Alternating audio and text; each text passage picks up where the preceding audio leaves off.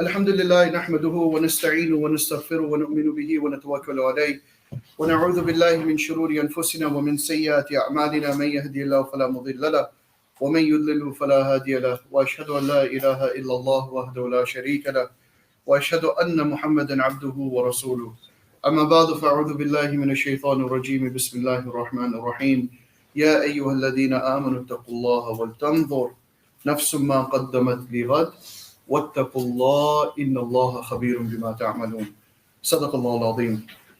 Alhamdulillah, my dear respected brothers, sisters in Islam, a fadila of Allah Rabbul Izzah Rabbul Alameen, that we should be grateful in terms of that Allah has allowed us to enter inside of His masjid on a day which is not Jummah. Enter inside of His masjid in order for us to learn and to take from the knowledge that Allah has bestowed upon the Ummah through His beloved Messenger Sallallahu Alaihi Wasallam. Today's topic, which is purification of oneself. Looking at yourself, looking at us individually, not looking at anyone else, but looking at yourself and seeing the deficiencies that we've got within ourselves. What are the aspects and factors that we need to implement in our lives? What are the things that we need to delete from our lives and remove from our lives that will bring us close to Allah Rabbul Izzah Rabbul Alameen? And one of the things that I want to mention, the aspects of purification and something that is known as tazkiyah. Purification is called tazkiyah, okay? And purification doesn't just mean cleansing yourself physically, cleansing yourself spiritually, cleansing yourself internally. It's also cleansing yourself mentally, but also implementing the things that will get you close to Allah. So point number one, how many of you, when you entered inside of the masjid, made the correct niyyah so that you get reward for every second you spend inside of the masjid? How many of you did that? Again, it's interactive, so I'm going to be asking. How many of you made or think you made the right niyyah when you came in? Anyone? Well, no, you cannot. I'm sorry. It's going to be a problem if you're answering the I'm joking. What's the niyyah that you made? No. I get a blessing from the Jama'ah of the Muslims. Alhamdulillah, that's a good niyyah. But there's another niyyah that we should be making. One of you. Of i'tikaf, right? Why do you make niyyah of i'tikaf when you enter inside of the masjid? What's the reward that you get? What's the reward that you get? How far does Jannah, how many trenches does Jannah get moved away? If they can't answer, then I'll have you answer. I said Jannah? La ilaha illallah. No. We don't want Jannah to be away from us. We want Jahannam to be away. But how far does Jahannam get when you make niyyah for i'tikaf, for every day of i'tikaf that you do? Can someone answer? How many trenches? No one knows? Is it 70? 70 trenches? Wow, that's a maybe how many? Someone just said it. Someone just mentioned it. 3 trenches, right? Now, I'm going to give you a little bit of a trick question. When can it multiply 1,000 times? Ramadan? What day of Ramadan? Huh? Ashar al-Awakhir? No, that's where you find the day. Laylatul Qadr. So if you find, can you imagine? We walk inside and we're about to enter inside of Ramadan, and I'm telling you, this is how you do business with Allah. Doing business with Allah is key. Because even Allah says, وَإِذَا رَأَوْا تِجَارَةً أَوْ لَحْوًا انفَضُّوا إِلَيْهَا وَتَرَكُوكَ قَائِمًا قُلْ مَا عِندَ اللَّهِ خَيْرٌ مِّنَ اللَّحْوِ وَمِنَ التِّجَارَةِ وَاللَّهُ خَيْرُ الرَّازِقِينَ. Doing business with Allah is the best business that you can do. Because when you do business with Allah, your bank account in this dunya goes up and your bank account in akhirah goes up. So now imagine, we're about to enter inside of the month of Ramadan, and if we make it a habit where we're coming, especially if we're coming for Tarawih, right? Or even Salat al-Maghrib, and if we catch the night of Laylatul Qadr, when you walk inside of the door, all of a sudden, you walk in, you make the niyyah of i'tikaf, you're 3 trenches away from Jahannam, right? And you find Laylatul Qadr, you multiply that by how many? Min alfi shahr. How many is that? 1,000 what? Shahr is a month. How many days in a month? 29 to 30 days in a month, right? When you come inside and you make the niyyah, that one night that you're spending or that one time that you're spending, 3 trenches. What is the probability now? How many trenches are you talking about? Who's got a calculator? Huh? 30,000? 30 days. How much? 90,000. 90,000. 90,000 trenches away from Jahannam. Inna lillahi wa not inna lillahi wa inna Allah accept. Right? So that's the first aspect that we have to do about purifying yourself. You need to understand the way your mentality is so that every action you do and everything that we engage in, we do what? What is every action based off of? Innamal a'malu binniyat. On your intention. So if your intention is فَمَنْ كَانَتْ هِجْرَتُهُ إِلَى اللَّهِ وَرَسُولِهِ, if you intend to do something like migration or something for Allah and His Rasul, then you will be given that reward for Allah and His Rasul. So now when we're looking at the aspects of purification, when you enter inside of the masjid, you enter with the right niyyah. But before going into that, how many of us have read the Quran in completion from start to finish? Raise your hand. Most of us? MashaAllah, almost all of us? Alhamdulillah. How many of us know how to pray salah? Raise your hand. Everyone knows how to pray salah? You sure? Okay. Okay, I'm going to write it. I'm going to write this down. So. Quick start. How many know how to make wudu? Raise your hands. How many of you know how to make ghusl? Raise your hands. Do you know that there's a hadith where Rasulullah sallallahu alaihi wasallam said, wudu miftahul salah is the key to salah. As-salah miftahul jannah. Your salah, your prayer, is the key to Jannah. Are you guys ready for this now? How many know how to do ghusl? Raise your hands. Everyone knows how to do ghusl?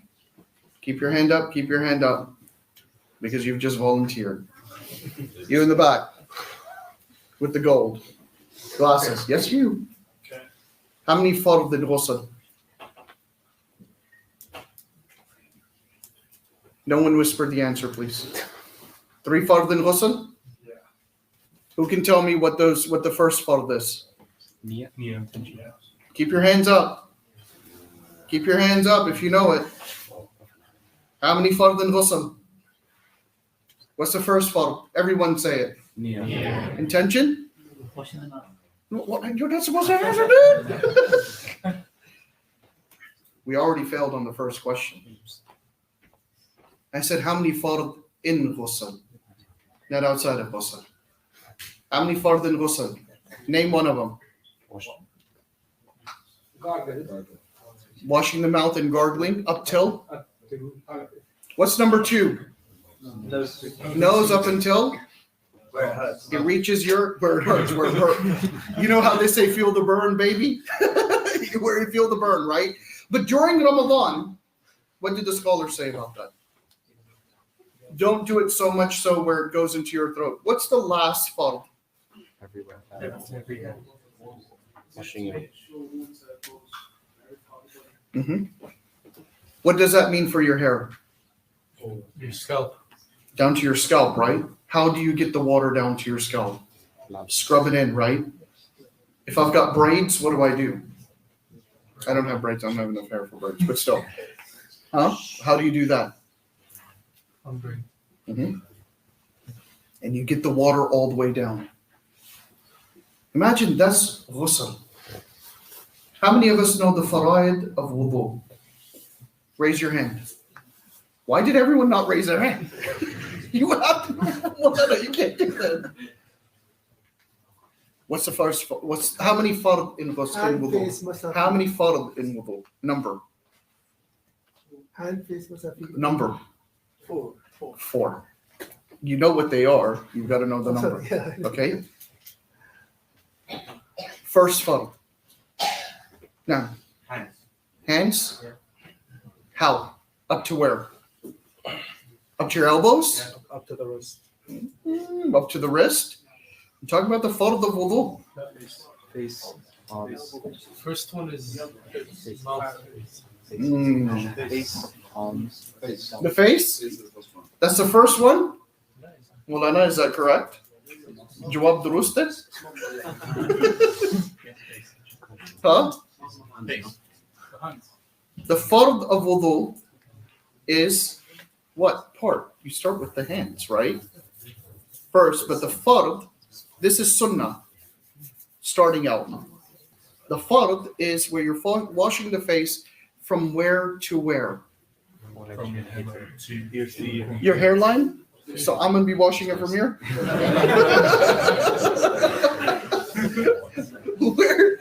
What is the fard aspect of washing the face? Ear to ear. Forehead. From here, forehead to chin, ear to ear, and all around.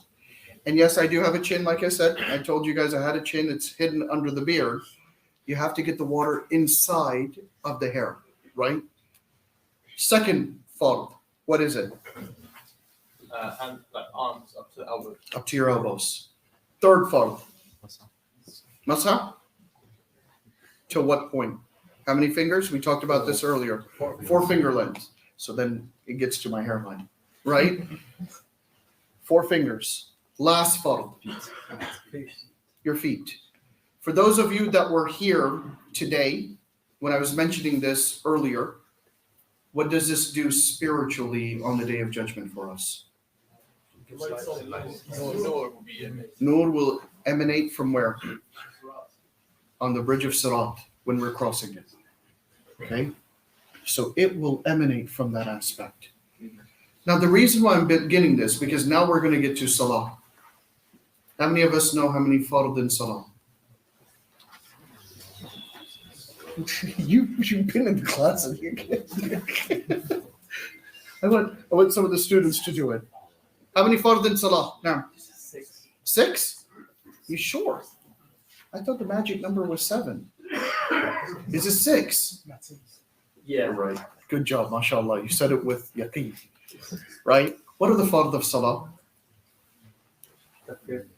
Takbir Tahrim. Next one. Huh? Qiyam. Qiyam or Fatiha? Which one? Fatiha? Qiyam then Fatiha. Qiyam then Fatiha? Yeah. So I wanted to prove a point right now. How many of us want to learn tafsir of Quran? How many of us want to become hafiz of Quran? How many of us want to become alim of deen? How many of us have debates with people that are not Muslim about Islam? But we don't know the basics. We don't know the basics. We're so busy wanting to talk about complex theories and complex arguments. We don't know what the faraid of salah are. And what did I say after wudu? Wudu is the key, al-miftah, for salah. But that salah that we're talking about right now is the key to what? We don't know what the basics are. We want to talk about all of these things and I wonder what the topic is going to be that the Sheikh is going to talk about today. Oh man, it seems like a boring topic today. But when the scholars start to teach us and they tell us about the basics of deen, we find that boring when that is the actual key to enter into Jannah. And that's where I want to bring us to. In order for you to purify yourself, we have to start by purifying our mind, the first aspect. By clearing our mind and our heart about thinking that just because I can pray, I can read Quran, that I know about Islam. That has to be erased from our minds and our heart. Then the second aspect that comes in is we have to go back every time. Why does Allah subhanahu wa ta'ala constantly say that constantly do dhikr, constantly do dhikr? It's a reminder that the Quran is a reminder. And why is it that we only have 6,666 or 63 or 64, depending on if you're going to do Bismillah ar-Rahman ar-Rahim and count that as an ayah? It depends on the number of ayahs, but it's 6,660 some odd ayahs, right, in the Quran. Why is it that Allah subhanahu wa ta'ala didn't keep on revealing ayahs? Why is it that as a hafiz of Quran, someone that has memorized the Quran, and someone that is going and we recite in Tarawih, we recite the Quran, why is it that we keep reciting from the same book over and over again? Why is it that when you have recited the Quran, you start the Quran again to do it as a completion? Do you know why? Because it reminds you every single time when we read the Quran, we're given the same information in order for us to affirm not just our belief, but to remind us of what has already been taught and to remind us of what needs to be learned. To this day, I know scholars, even my teachers, even myself, sometimes I'm going through the Quran and I'm just like, wow, subhanAllah, I never thought about this. I never came across this. Even though I know people that have been hafiz of Quran for much longer than I have been. You can be a hafiz of Quran 30, 40, 50 years, and you still go through the Quran and something will open up for you to understand. But you know when that opening comes is when your heart is clear and it's pure. And when your heart is wanting to accept the knowledge that Allah subhanahu wa ta'ala has given, that is when you will start to see the ocean of knowledge opening up. When Musa alayhi salam is sitting with Khidr radiallahu ta'ala, and when they're sitting, and the little bird that is standing, the stork that is standing on top on the corner or the edge of the boat, and it goes down and it dips its beak inside of the ocean and it brings it out and droplets come out, and he says that is the knowledge that this world has. The ocean that is out, this expansive ocean that is out, is what is the knowledge of Allah, and it doesn't end. Allah's knowledge is infinite. And when He wants to open up the knowledge, He does it, but He does it to those that are open and their hearts are purified and clean. And when we go in, the first aspect that we have to look at, and one of my favorite hadith that I've got, one of the favorite hadith that I always quote, even in my khutbahs, when Rasulullah sallallahu alaihi wasallam, he says, "At-tuhur shatrul iman." At-tuhur shatrul iman. When you're purified, when you're clean, that is the gateway, the alleyway to iman, to faith, to understanding, and gaining an understanding. And then when Allah subhanahu wa ta'ala, Rasulullah sallallahu alaihi wasallam, he says that the dhikr, the hamd of Allah subhanahu wa ta'ala is atuhu shatrul iman walhamdulillahi tamla'ul mizan. That this praising of Allah subhanahu wa ta'ala and remembrance of Allah and the dhikr of Allah, it is heavy on the scales. It weighs heavy on the scales. Then when you go in, he says, tamla'ani aw tamla'u lahu ma bayna as-samawati wal ard. That this praise of Allah, when you do it and it fills up the earth, it fills up your, not just your scales of akhirah. It starts to fill up in your heart. That love and that connection, when it starts, that is when you get close to Allah. But the closeness to Allah is not just in the physical aspects. Because with tazkiyah, when you're actually clearing and purifying yourself, it encompasses 4 areas. 4 areas. The first aspect is your internal self has to be purified. And when I say internal self, your arrogance has to be gone. Egos have to be destroyed. Your hatred has to be removed. Your anger has to be subsided. All of these aspects where if you've got anger towards another person, it needs to be taken away. If you've got hatred towards another person, you need to learn to let it go. The aspect of, I'm not going to give up and I'm right and you're wrong, that has to be taken out. That's the purification of the internal self, of the mind and the heart that has to take place. And in order to get to that stage, you have to then do the purification of your limbs. Purifying your limbs. What do I mean by purifying your limbs? No, not just wudu. Lowering your gaze. That is one aspect. That's true. That is one aspect, but it's not just that. Purification of the limbs. When you lower your gaze, what are you purifying? What limb are you purifying? Your eyes. In a day that we live in with computers, phones, iPads, you know what I mean? All these other things. What aspects do you need to purify? Your fingers. Brothers, what do I mean by that? Not typing towards anything that's going to show you haram. Not scrolling and watching the haram. Not going out. You know, they have even the purification of the nose. Today, in this day and age, subhanAllah, someone is smoking weed. We go by it. We want to smell it. Right? No, I'm being serious because I know. Right? Purifying your lips. Not just of utilizing bad words or offensive words, but purifying your lips from allowing anything haram to pass through them. Purifying your lips, purifying yourself from any kind of cigarettes or vaping or doing any kind of haram, smoking weed and all this other stuff. Purifying yourself of that aspect. Purifying your limbs in terms of your arms so that it doesn't harm another person. Purifying your tongue so that it does not harm another Muslim or another person by the words that you use. Choosing the words that you use and what you are going to say to another person. By purifying your feet so that you don't walk towards the haram. If you're about to go, you know what? Something at UWE, I was in a shock with yesterday because I've got an office there. And I had a guest that came in yesterday. 2 guests came and they wanted coffee. So I was like, oh, you know what? There's a student union. Let's go to the student union. So we walked into the student union. And I was like, oh, there must be a coffee shop. And there are 2 coffee shops there that we're not going to, right? But then I said there must be a no brand name coffee shop. We walk into the student union center, and I see there were a bunch of desks and people sitting around and they're drinking whatever they've bought.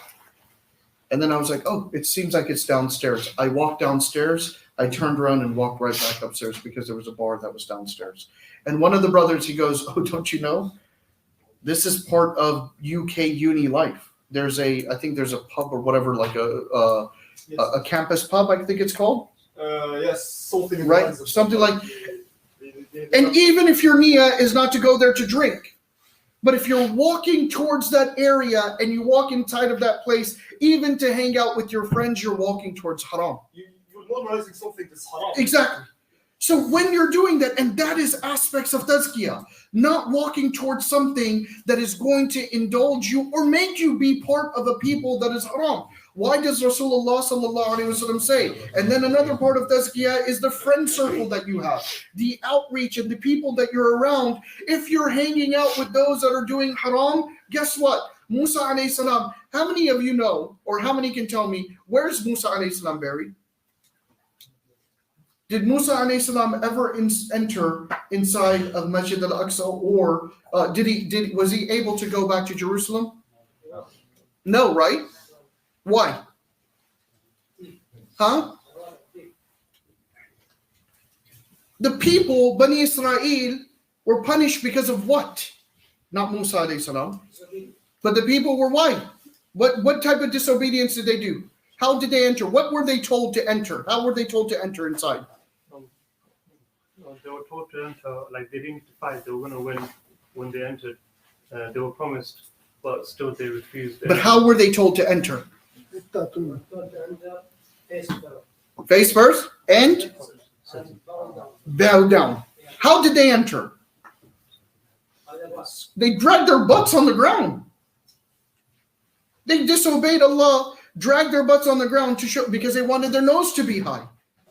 Right? And because of that disobedience, Bani Israel doesn't enter when they've been, imagine, you've been saved by the tyranny of Fir'aun. You have seen, وَاتْرُكِ الْبَحْرَ رَحْوَةً. right? You have seen the splitting of the sea, and you're going through where the water is hanging in front of you. You walk through, you get to the other side, and when the last person passes through, subhanallah, Allah drowns the army of Fir'aun, and yet you are still arrogant. And you don't leave it, and because of that, you're not able to enter inside of what is known as the promised land. Subhanallah. So having those, and it wasn't that everyone was disobedient. There were some that were obedient, but they never entered in. Why? Because they were part of the group that was doing wrong. So even the friends that you keep, even the circle and the crowd that you hang with, and the areas that you go in, you have to make sure that it is a place of purifying, so that you don't get caught in what I call the crossfire.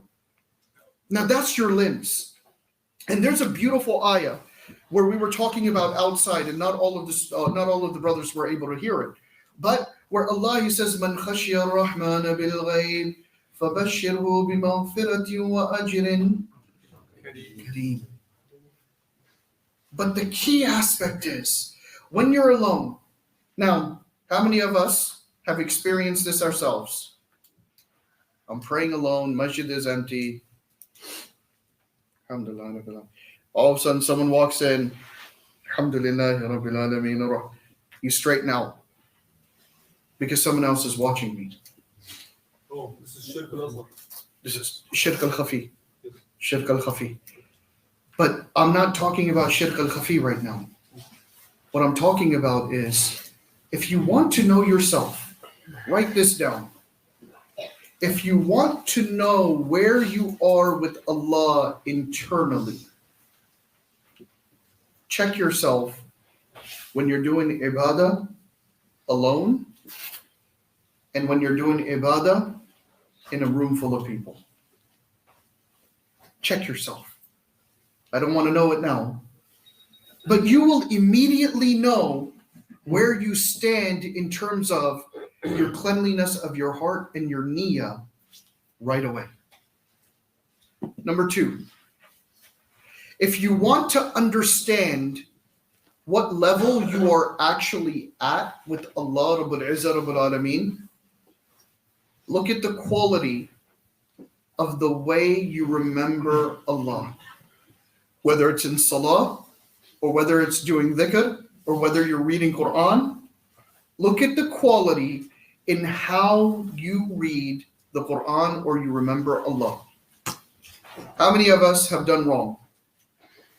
We all have done sins, right? We go and we do istighfar. I don't want you to raise your hand on this, okay? How many of us have ever experienced when you're doing istighfar that you've broken down in tears? How many of us, when we're sitting and saying astaghfirullah, we know exactly within our heart that istighfar and that forgiveness that we're asking, that, oh Allah, I really am asking for forgiveness from you. And if you have empty istighfar, empty asking for forgiveness, then you really don't regret. And you're not regretful. And you have to work on yourself. Now, how do you work on yourself? Actually, before I go to working on yourself, the third aspect of purification is what passes through your mouth and the earnings in which you make. This is known as tazkiyatul ta'am, right? The purification of the food that you eat, and also the wealth in which you earn. Do you know that anyone that takes haram money, if you take it through haram sources, especially if you take riba, if you take interest, who are you going to war with? Are you going to win that war? Imagine on the day of judgment, you stand in front of Allah and a sword is brought out and it's placed in your hand, and the malaika says, now you go to war with Allah. You win in that fight? Is it worth it? No. But it gets even more deeper. Because when people start talking about in akhirah, in akhirah, in akhirah, in akhirah, then you have some people that try to water down the punishments and say, oh, but you can do tawbah. Oh, but Allah is Ghafur Rahim. Oh, but before you die, if you make maghfirah and Allah forgives you, then it's okay. You're taking a major risk. But you know what happens in dunya if you start to take haram earnings, especially riba? Do you know the first thing that Allah subhanahu wa ta'ala does? Now, there's no barakah. Dua is not accepted. Dua is not accepted, but that's at the last stage. You're out of His mercy. Huh? Out of His mercy. Out of His mercy. This is adi. This is not. I'm talking about what are specific things that start to happen within your family if you start to take haram earnings. Do you know? I was going to say, you don't feel the sweetness of Iman anymore. Yeah, the sweetness of iman. This is spiritual. I'm talking about what actually you start to happen and experience in your life. Relationships with family, mate. Bingo. The first thing that happens for men, your wife and your children start to become disobedient towards you. Imagine. That's the first punishment. They start disrespecting you. The second punishment that Allah subhanahu wa ta'ala brings about is Allah subhanahu wa ta'ala will bring sickness into the family so that the wealth that you think you're amassing, it starts to go very quickly because of the sickness. The third thing that happens is mentally you start being punished. You start thinking and you start worrying, and Allah puts you in a state of hum and hum. Right? Those three aspects. And then the fourth thing, you lose your self-respect. You yourself start hating yourself. That's dunya. And is any amount of money or any amount of haram earnings worth it? It's not. Because how long are we living in this life for? What's the average, what they say the average life? I'm not talking about the hadith. 75? Rasulullah said about 60, 65, 70. You know what I mean? You're not going to live more than that. You might not even make it this far. You won't. That's what I'm saying. You won't even make. You don't even know how long you're going to live. Is it worth it? No. Is it worth feeding for those of you, because your brothers aren't married yet? A lot of you aren't married yet. Inshallah, may Allah subhanahu wa ta'ala bring you very nice spouses that will be righteous and pious and that will guide you towards deen and bring you towards deen. But imagine feeding your children the haram and then they start disobeying you. And in their disobedience, they start disobeying Allah. Because when you're disobeying your parents and you're rude to your parents, what does Allah subhanahu wa ta'ala say about that? It's a punishment, right? You can't even say وَكَانَ أُفٍّ لَكُمْ. You can't even say uff to your parents. And yet, because of the haram that I'm bringing in, now my children are being affected. So purifying the wealth that you earn. And by the way, who gives us the wealth? Allah. Is it boss man that writes the check? No. If Allah doesn't allow him to write the check, he ain't gonna write the check. Right? Now, when you're in a job, and we talked about this, the rights of the employee and the employer and stuff. But if you're in a job and you're working, I'm going to test you guys now. Is that half an hour that I scrolled through Instagram or TikTok and TikTok and whatever there was, Facebook and all that other stuff, while I'm at work, and I did it for half an hour during my 8 hours that I'm committed to be working and I'm getting paid, is that earnings halal? Yes. You working for me and you're getting paid for 8 hours of work, and you say you've worked for 8 hours, but you spent half an hour outside, I'm not counting lunch break, but you spent half an hour scrolling on TikTok for your own pleasure and entertainment. Do you think that's halal earning? No. Is it? No, it's not. You know what this comes down to then? Your level of taqwa.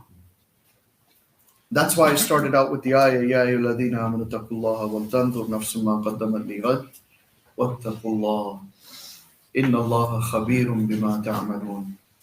Allah knows every single aspect of us. We may get away with it with boss man, We may get away with it with the company, but we're not getting away with it with Allah.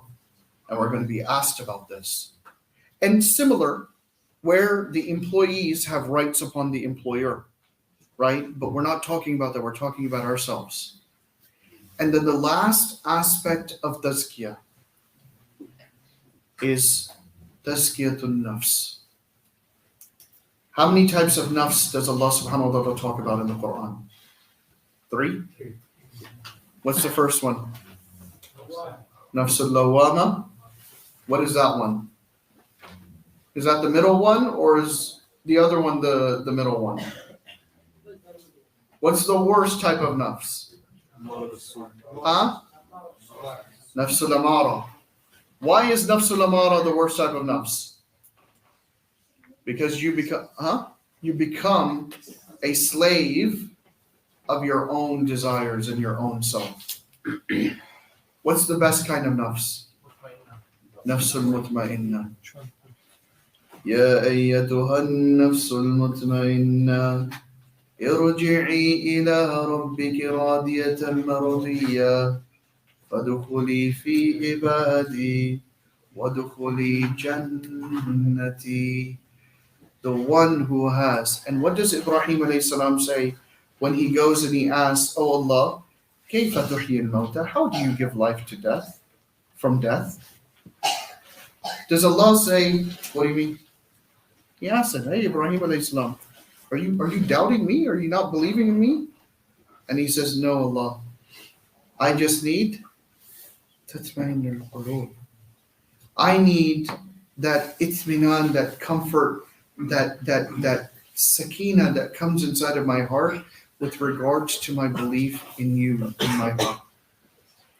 That is the 4th stage to get to, that we have to get to. Stage number 1.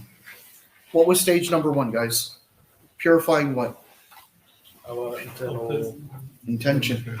Intention, the inside, the mind, and the heart. Because the nafs is very different to the mind and the heart. Okay? How do you start to get to purifying the internal aspect? What do you need to get rid of? No. ego and hatred. Ego, hatred, Bad company.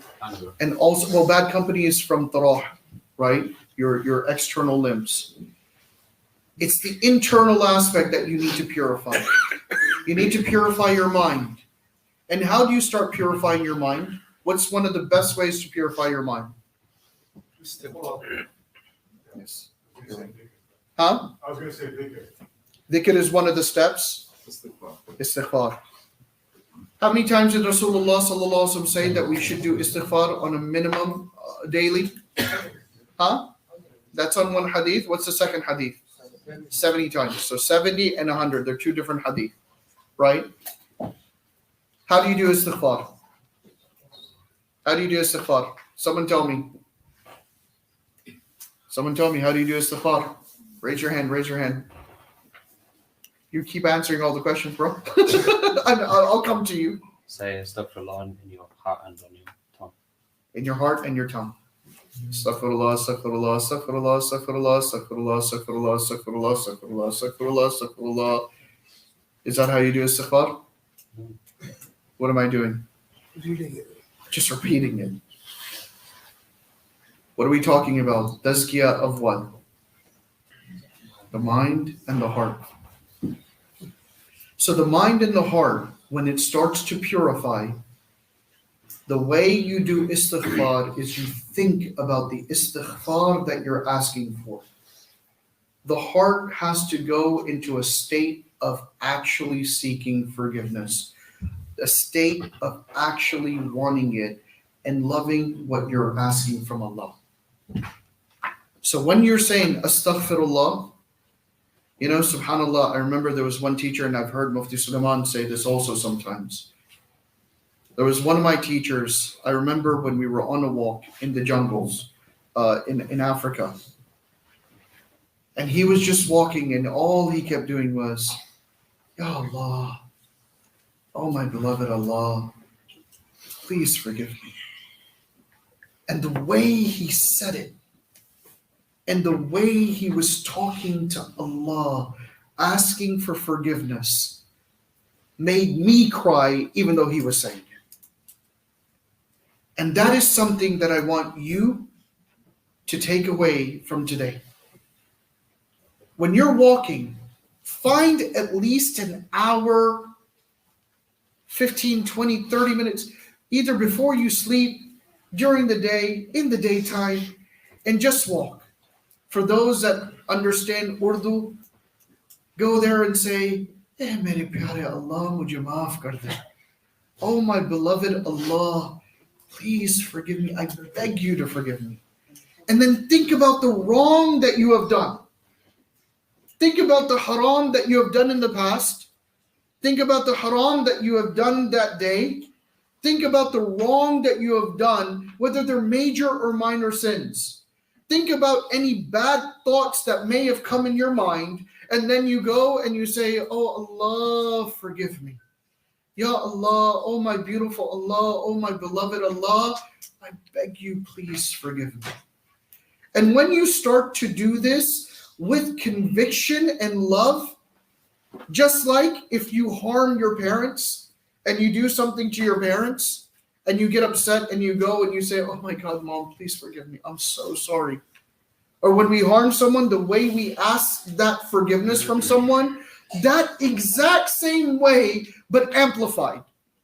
I don't want to say on steroids because that's even haram, but amplifying it, amplifying the seeking of forgiveness.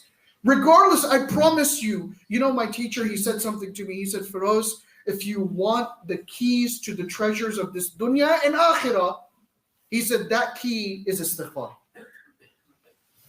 If you do istighfar, it's man lazim al istighfar, that when you do istighfar, it becomes lazim, it becomes incumbent, that not only are you granted forgiveness, but Allah subhanahu wa ta'ala min diqim makhraja, that Allah subhanahu wa ta'ala will make a way out for whatever difficult situation you're in. So when you start to do istighfar in a manner in which you're begging Allah and you're saying, "Ya Allah, forgive me. I promise you. And I'm saying this because my beloved Rasulullah sallallahu alaihi wasallam said this, and I believe firmly in sadaqallah wa sadaqa Rasul, that whatever Allah has said and whatever Rasulullah sallallahu alaihi wasallam has said, it is absolute truth, and I will go and I will put my life on the line for it, and I will die for it." That's how much conviction I have in what Rasulullah sallallahu alaihi wasallam has said. And if he has said that whatever difficult situation you're in, that if you seek forgiveness from Allah, Allah subhanahu wa ta'ala will make a way out for you. When you have taqwa with Allah, when he says, وَمَن يَتَّقِ اللَّهِ يَجْعَلْ لَهُ مَخْرَجًا, I will make a way out of whatever difficult situation you're in, as long as you have that love with me and you keep asking me for forgiveness. So the first thing that you do every single day, even if you have to take a tasbih, grab a tasbih. If you can't remember what number you're on, minimum every single day you should start by doing 70 times istighfar. Do it up to 100, and if you can do more, do more. And if you can start your day by doing istighfar 100 times, beginning of the day, and at night when you go to sleep, you start to do istighfar, you do that every single night. And if you've been wronged, if someone does wrong to you, forgive them at night. Just like I want Allah to forgive me, I should be forgiving as well. If you want Allah's rahmah and mercy, and you want to start to clear your heart and purify your heart, you start by asking for forgiveness. Then you move on to the second stage. Stage 2. Now you've asked for forgiveness from Allah. Now you start doing the hamd of Allah. You start to praise Allah. And when you praise Allah Rabbul Izzah Rabbul Alameen, you praise Him not just through the recitation of the Quran, but through His Asma wal Sifat. The Asma al Husna, the 99 names. And take names that are really close to you. For me, when I'm going through difficulty and I need some sort of haja or some sort of difficulty to be alleviated, and I'm turning to Allah, one of the sifas that I use towards the end is Ya Mujibu, Ya Mujibu, Ya Mujib. Who can tell me what Mujib means? Al-Mujib. The one who responds. And all throughout my dua, when I'm asking for forgiveness, I make sure, you know how I said, you have to let go of your ego and your arrogance. Why do we put our head down in sajda every single day in front of who? What are we putting down? The highest part of our body. You know what they say? Oh, he's stuck up, man. He's got his in the air, his nose in the air. You know where that came from? That comes from a shaitani trait. Iblis refused to do sajda. I am willing to just completely let myself go and be in sajda. And oh Allah, I am putting my head down in front of you and I'm asking you for forgiveness. So when you are doing the hamd of Allah, think about the names, the 99 names, where you can call out to Allah subhanahu wa ta'ala. Think about those aspects. If you've done a sin and if you've done wrong and you come to your senses and you're like, Ya Allah, what have I done? Oh my God, what have I done? And you're scared, not just that that your sin will be exposed. You know which sifa you start to use? Which sifa? What's the one that's covering? Starts with sad. Huh? Afu is pardoning. Now that's seeking forgiveness from Allah. But oh Allah, cover my sin, don't expose my sin. Ya Sattar. Oh, the one who puts a curtain, a veil, so that no one can see my sins. Oh Allah, I'm seeking your forgiveness, but oh Allah, don't expose me. Ya Sattar, don't expose me. And when you're seeking from Allah, knowing whether you're seeking from Him, when you want that forgiveness to be so strong, that so much so that you yourself, how many of us have done a sin and we get disgusted by the sin, even if we've done it 20 years ago and then we remember? If someone's killed someone or if someone's committed zina or drank alcohol or done something so wrong, or you've knocked someone out and beaten someone or done something so wrong that when it comes to your mind, you get sick in your stomach that how could I have done that? Then you know which sifa you need to ask Allah to forgive you from so that you can forget it? Is the sifa of Ghafoor. Don't say Ya Ghaffar or Ya Ghafir. You say Ya Ghafoor. Because the difference between the Fatha Kasra Dhamma, that Dhamma is when He forgives you of that sin, you yourself will forget that sin. It will be reminded to you on the Day of Judgment, and then Allah will say, but I forgave you with my sifa of Ghafoor, so that is why you will be made to forget now, and even the angels that wrote it down, they were made to forget. That's how powerful it is. And we find that in the ayah where Allah talks about when He's forgiving. For the most wretched person, imagine this ayah is revealed when Wahshi has killed one of the uncle of Rasulullah sallallahu alaihi wasallam, and he says, I have no idea if I'm going to be forgiven. And Allah, what does He says? قُلْ يَا عِبَادِيَ الَّذِينَ أَسْرَفُوا عَلَىٰ أَنفُسِهِمْ لَا تَقْنَطُوا مِنْ رَحْمَةِ اللَّهِ إِنَّ اللَّهَ يَغْفِرُ الذُّنُوبَ جَمِيعًا إِنَّهُ هُوَ الْغَفُورُ الرَّحِيمُ. The sifa of Ghafoor, the sifa of Rahim. Why not Rahman? Because when Allah forgives you with the sifa of Ghafoor, then the Rahim is where the mercy is constant. It carries on all the way up until the Day of Judgment. It doesn't end. That mercy doesn't end even on the Day of Judgment until فَادْخُلِي فِي عِبَادِي وَادْخُلِي جَنَّتِي. You enter inside of Jannah. So the aspect of seeking forgiveness and doing that and knowing how to ask Allah for forgiveness is what breaks your mind and your heart, and it purifies it and it straightens it out. Then you come to the third level. So the third level that you get to is then you start to think about your surroundings, right? Whether you're going to walk towards haram, what company are you keeping? Where are you going? How are you doing this? Are you having, one of the biggest problems that we have in the ummah is because even our ulama and the congregations, we have not purified ourselves. You know why? Because we're too busy hating on others. And I always say this in my khutbahs. If you go to a masjid or if you go to a place and the imam is too busy and majority of the khutbah or majority of the talk in the sermon is talking about how everyone else is wrong, and majority of that thing is, oh, this person is doing this, but oh, look at this, they're so stupid because they do this and they do this, and only 10 to 15% is teaching what the Quran and Sunnah teach, and you're constantly talking about how righteous and pious I am and how the congregation is and how my group is, we got a problem. Because now we're doing things what is known as dividing the ummah.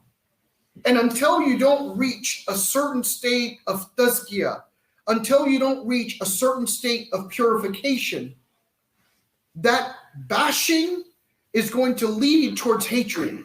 And that hatred is going to lead to a division in the ummah. And then the aspect of tazkiyah where you've got tarah, where you're walking towards the wrong, you're saying the wrong, you're harming another Muslim or you're harming another person with your tongue.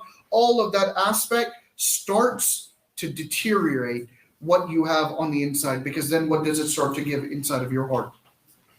What does self-righteousness give you inside of your heart? Kibr.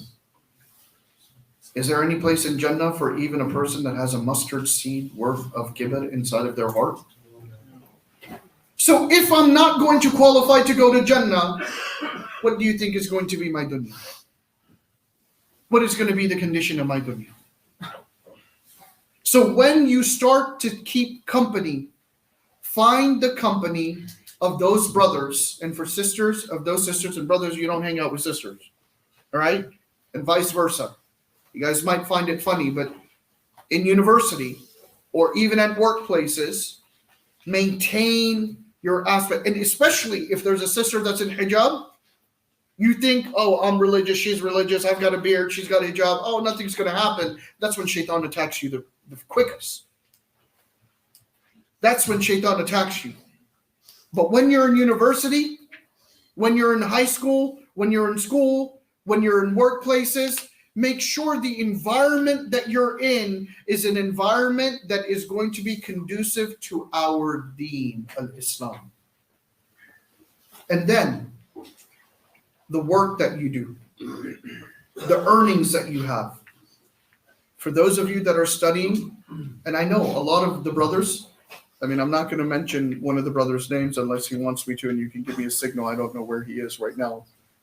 If he's okay for me to talk about that, who had taken Shahada, he was going to Bristol University, had an amazing opportunity. Are you cool with it? You cool with it? Had an amazing opportunity to go and work at Goldman Sachs. I don't even know the brother at this time. This was I think it was the year before, 2 years ago. He's about to go to Goldman Sachs, and he's just taken Shahada. And I'm just dropping off stuff for iftar. You know what I mean? And he's been volunteered to do that. I walk in, disheveled, carrying things. He's helping me carry drinks and stuff into the thing for the charity dinner. And he says, you know, I've got a question. I've been having this itchy feeling inside of my heart. And I've just taken Shahada. I'm about to go to Goldman Sachs, but I'm worried about halal and haram earnings. SubhanAllah. I've just done an internship and I've just been given a very lucrative job offer at Goldman Sachs. What would you do? And I said to him, do you want an answer of fatwa or an answer of taqwa? He said, what do you mean? I said, do you want a fatwa or do you want a taqwa? And he said, well, what would you do in this situation? I said, I would go with taqwa. Regardless of whatever money I'm about to get and the position I'm about to get and the company I'm about to go to, I'd go in a different way. And I'd find another halal job. And subhanAllah, he would not even have believed this and he would not even have known this. And I've just met a certain investment group that's an Islamic investment group that's a publicly traded company. And I call up the founder of it and say, hey man, There's a brother who just accepted Islam recently. Internship at Goldman Sachs. He's about to start. He doesn't want to go into something haram. Would you guys have a position for him?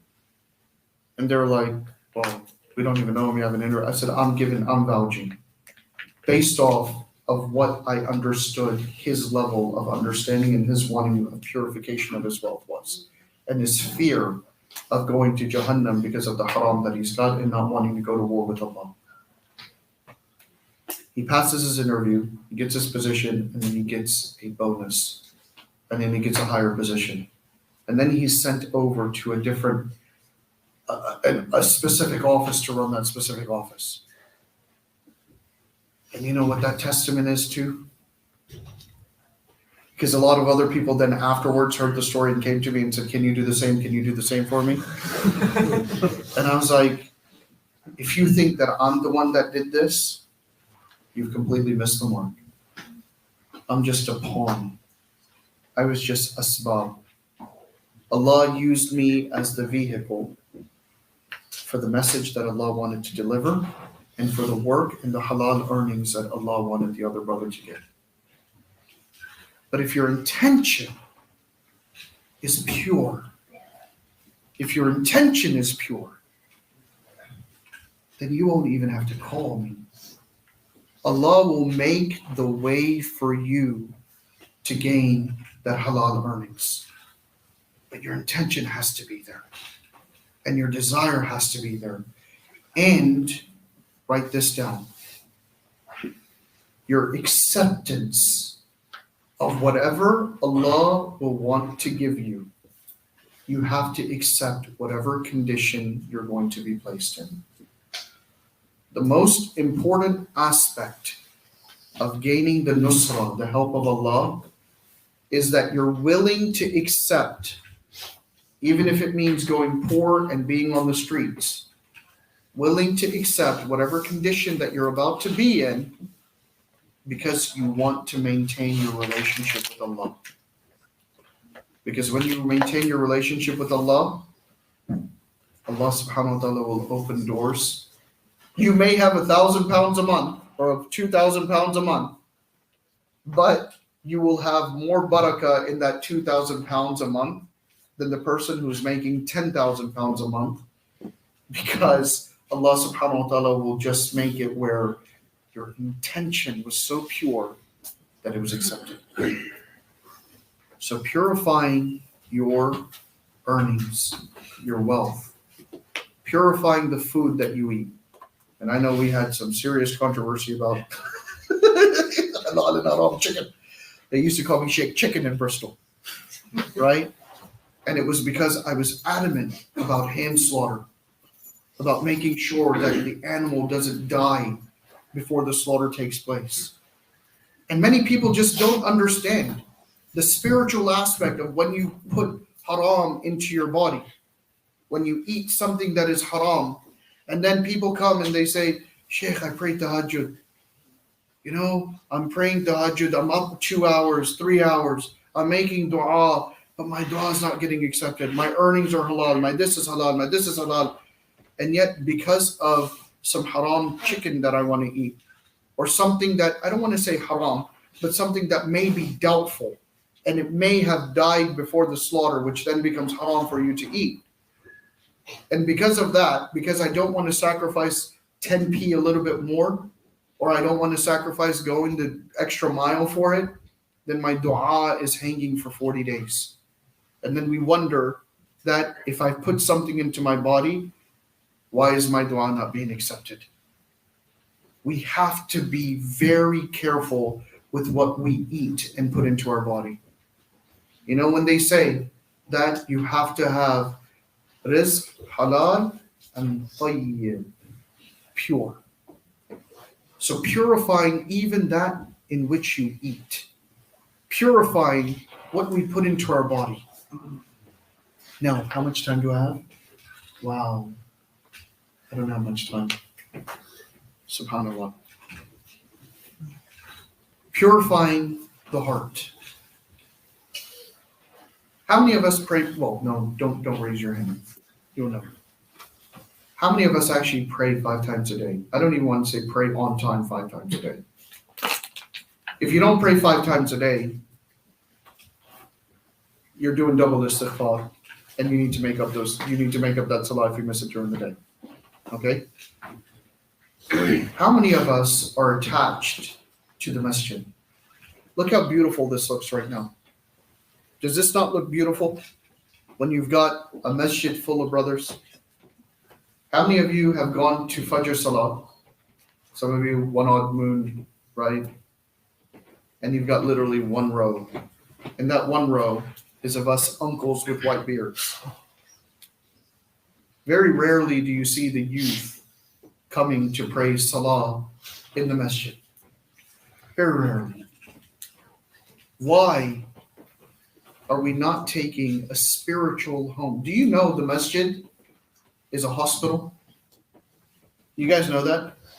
It's a spiritual hospital.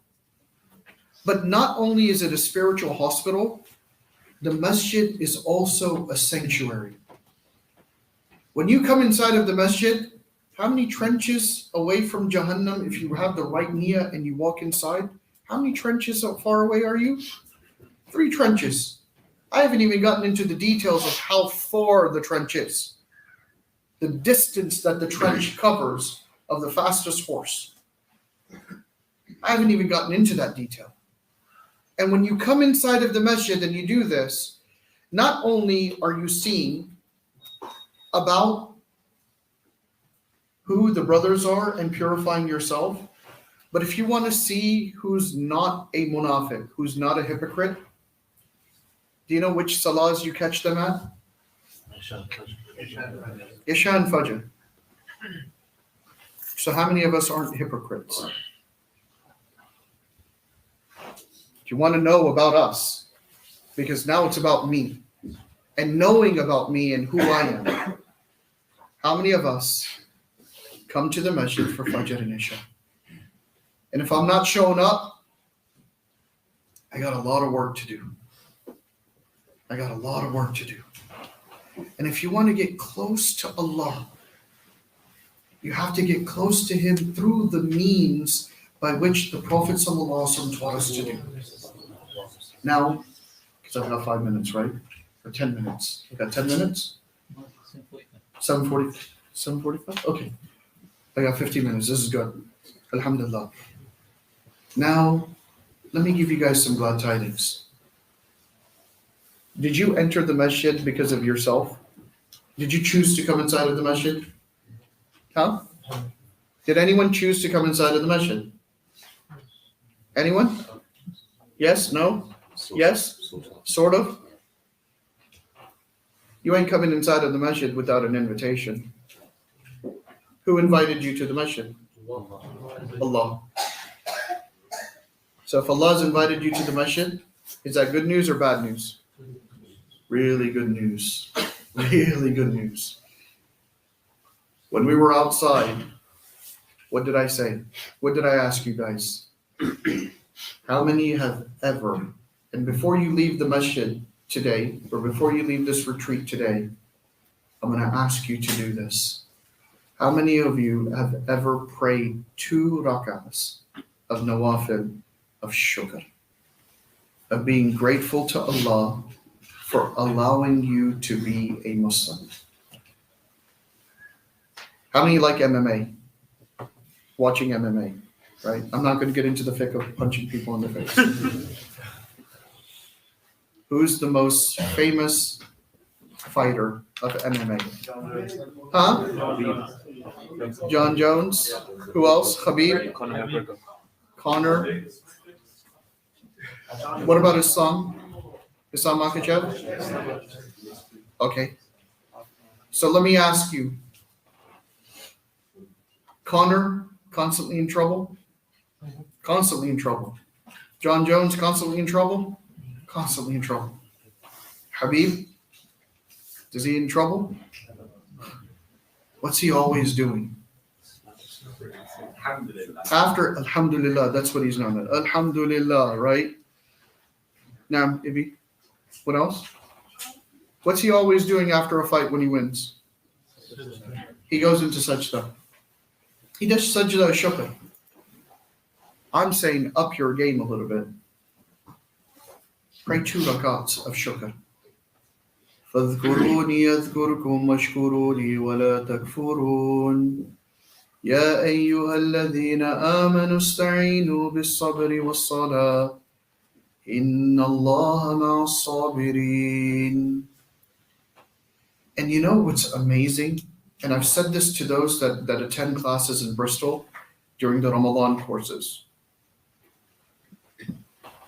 In that hadith that I was talking about, At-Tuhur Shatrul Iman walhamdulillah tamla al-Mizan, there's a point in that hadith where Rasulullah sallallahu alaihi wasallam, he says, As-salatu nura, that salah is a comforting, beautiful light. Wa-sadaqatu burhanun. What is sadaqah?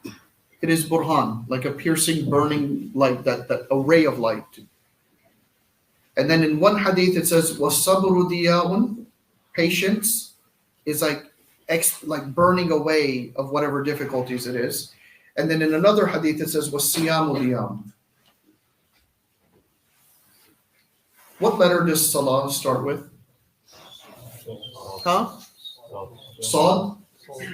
What letter does siyam start with? What letter does sabr start with? What letter does sadaqah start with? What letter does sid start with?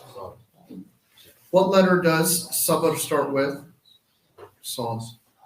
Do you know there's a surah in the Quran that starts with? And then what does it say after it? With taqeed. Sad. Wal Qur'ani dhid dhikr. Why does Allah say dhid dhikr? No.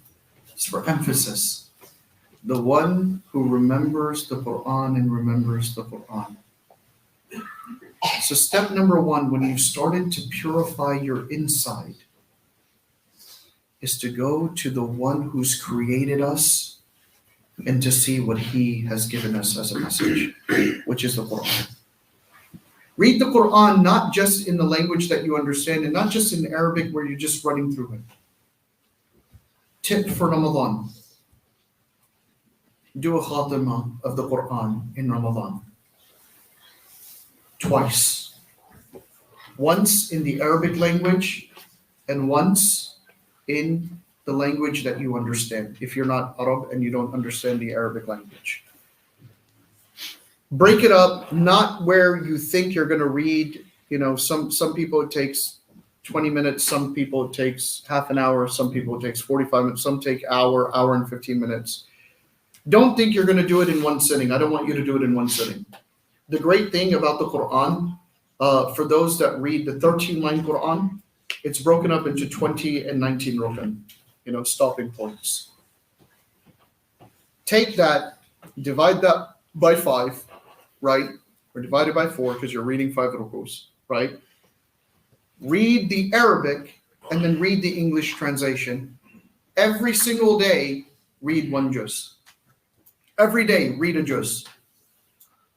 Because many of us have never actually read the message that Allah has given us. Because if we did, then for every single situation that you have, Allah has given a dua to get you out of that situation. You need children? هنالك دعا زكريا ربه قال ربي هب لي من لدنك ذرية طيبة إنك سميع الدعاء. But before you get children, you got to get married, right? Musa alayhi salam is going, sees Safura and radiallahu ta'ala anha and her sister, right? Kicked out of Fir'aun's palace, homeless, accused of murder, doesn't know what to do. What does he read? Ilayya min khayrin faqir. Right? Rabbi inni lima anzalta ilayya min khayrin faqir. He's given a wife, he's given a home, a roof over his head, he's given a job, and most importantly, he's given Nabuwah. Ayyub alayhi salam, who has everything, wife, children, wealth, gardens, home, everything.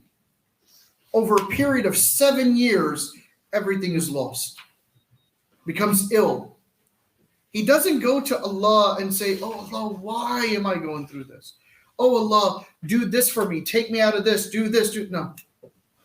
He says, Anni massani ad-dur wa anta arhamur rahimin. Oh Allah, difficulty has come upon me, but you're the most merciful of those that show mercy. Wa anta arhamur rahimin. He's not even telling him, get me out of this. He's just saying, you're the most merciful that shows mercy, the most merciful of those that show mercy.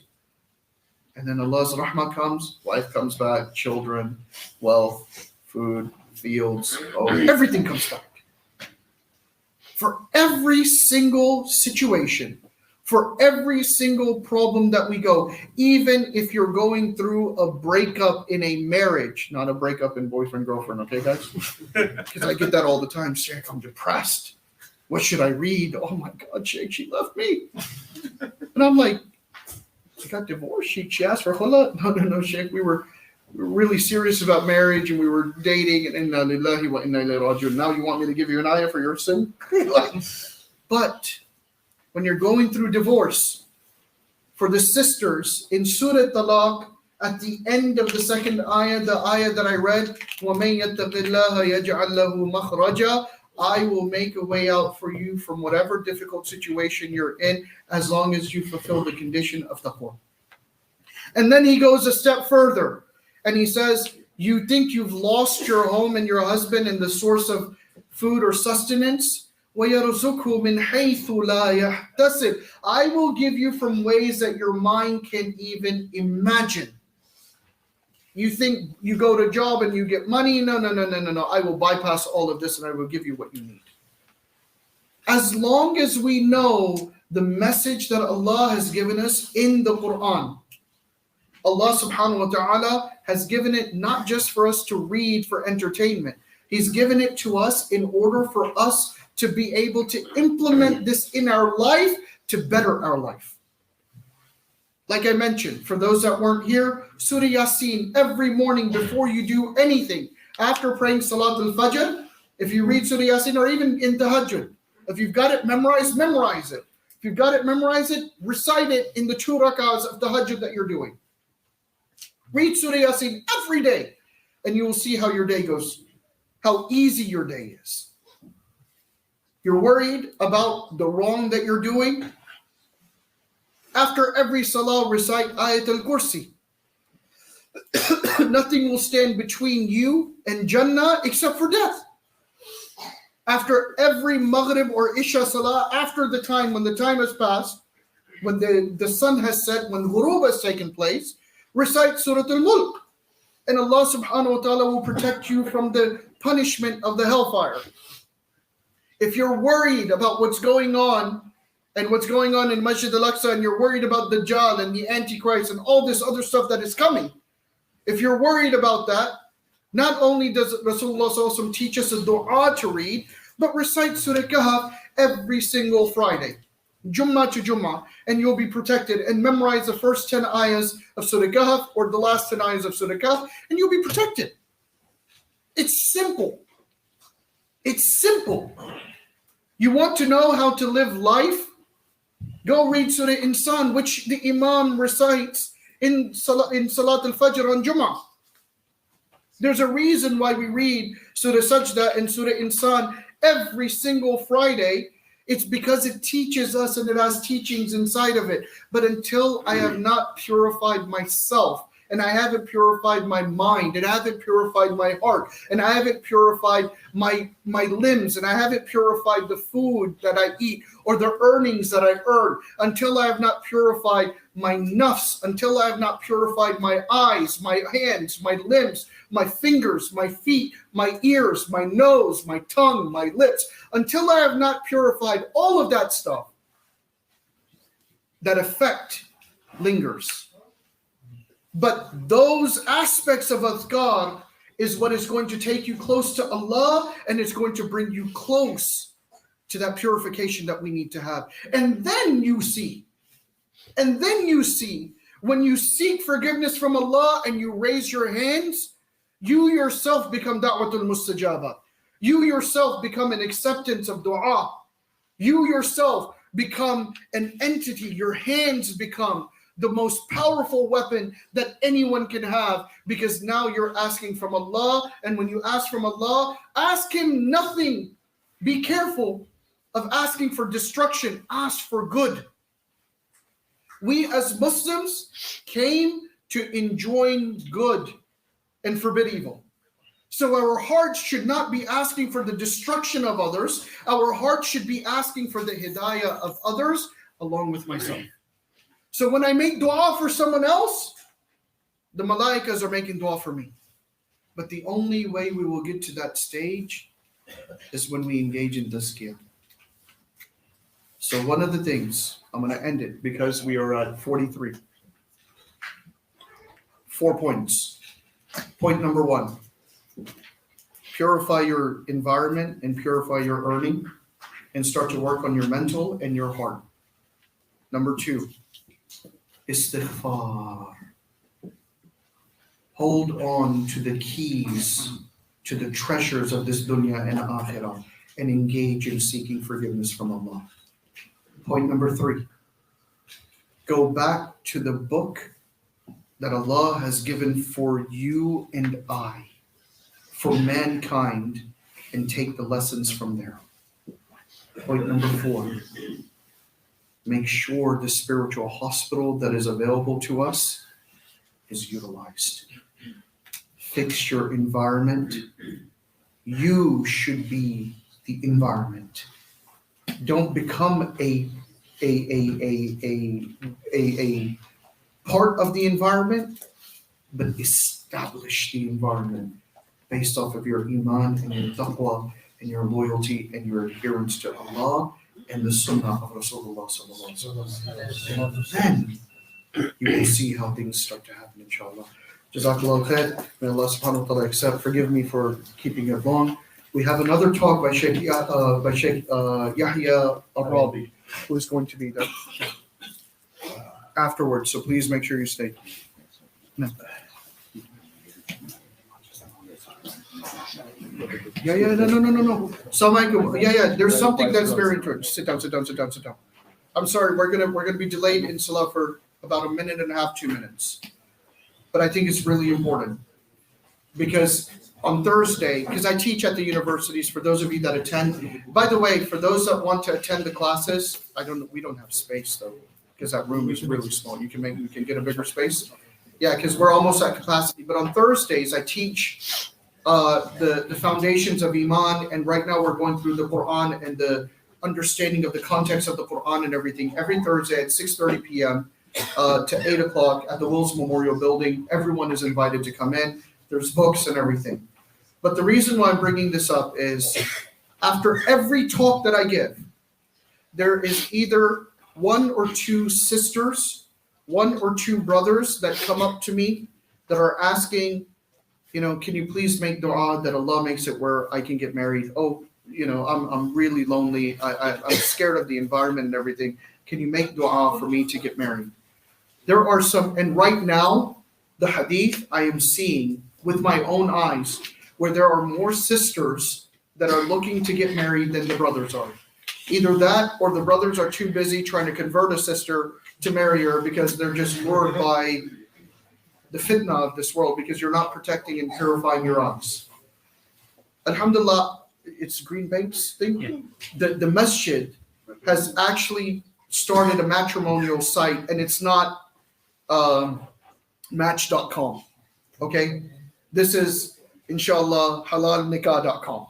That's not the URL, but whatever it is, you can register and put your name on there for brothers that are there. There are a lot of sisters that are looking to get married. And imagine the means in which you're going through. Imagine if you're going through a halal means rather than going up to a sister and being like, sister, can I get your dad's number? Right? Rather than that, you're seeing there's a profile, you go, and it's done through the imam in a committee, and then they say, hey, this is a good match, let me get them talking, parents and families talk. Imagine you go through to find your spouse through the halal means. Imagine what type of barakah that is going to be on there.